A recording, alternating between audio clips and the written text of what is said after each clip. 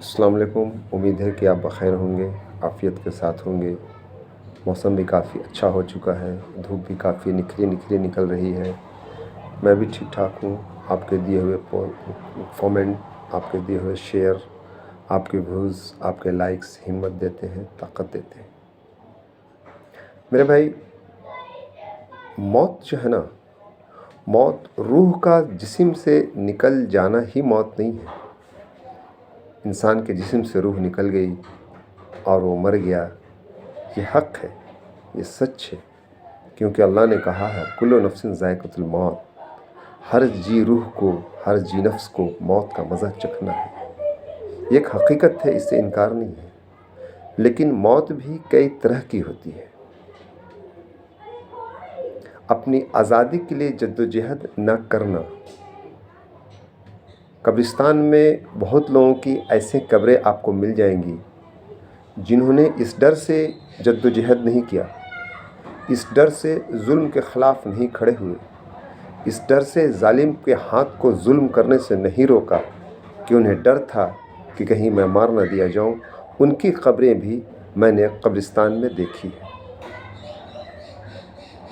ظلم کے خلاف چپ رہنا بھی موت ہے، ظالم کے خلاف کھڑا نہیں ہونا بھی موت ہے، اپنے وجود کو مٹتے ہوئے دیکھتے رہنا بھی موت ہے، اپنے ناموس کے لیے نہ لڑنا بھی موت ہے، اپنے وجود کو باقی رکھنے کے لیے نہ لڑنا بھی موت ہے۔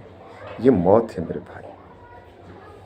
حالات آئے ہیں دنیا میں، قومیں آئی ہیں دنیا میں، قومیں ختم بھی ہو گئی ہیں، قومیں کھڑی ہوئی ہیں اور قومیں پسماندہ میں بھی چلی گئی ہیں، پستی میں بھی گئی ہیں، اس سے انکار نہیں ہے۔ لیکن اللہ نے ایز اے مسلمان کہا، 4 سلیکشن اللہ نے کیا آخرت کے اندر۔ تمام روح میں سے تمام انبیاء کو نکالا اور ان تمام انبیاء میں سے حضرت محمد صلی اللہ علیہ وسلم کو نکالا، ان تمام روحوں کو نکالا، ان تمام روحوں سے حضرت محمد صلی اللہ علیہ وسلم سے پہلے تمام انبیاء کی قوم کو الگ کیا، اور ان تمام روح میں سے حضرت محمد صلی اللہ علیہ وسلم کے ساتھ جو لوگ رہیں گے اور قیامت تک اس دین کو جو لوگ چلیں گے لے کر، ان کو الگ کیا۔ ہمارا جو وجود دنیا میں ہے نا، یہ ایسے نہیں ہے۔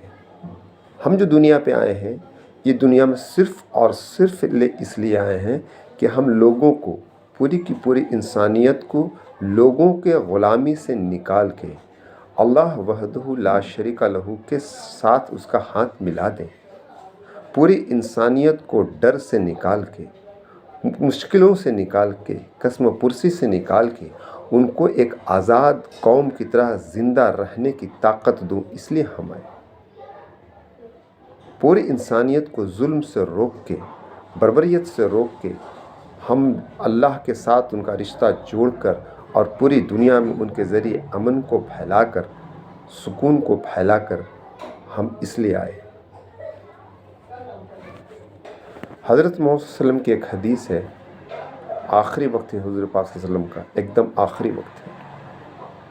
چند صحابہ کرام کھڑے ہیں، اللہ کے رسول کے زبان سے ایک بات نکلتی ہے کہ اے لوگوں، مجھے تمہاری غربت سے ڈر نہیں لگتا ہے، مجھے تمہاری امیری سے ڈر لگتا ہے۔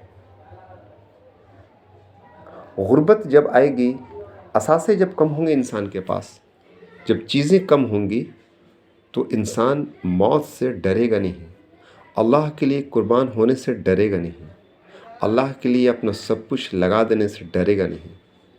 لیکن جب محنت کرے گا اور محنت کر کے مالے اکٹھا کرے گا اور اسباب اکٹھا کرے گا اور اپنے لیے جاہ و جلال اکٹھا کرے گا، اپنے لیے حسم اور خصم اکٹھا کرے گا، تو پھر اس کی امیری اس کو لے کے بیٹھ جائے گی۔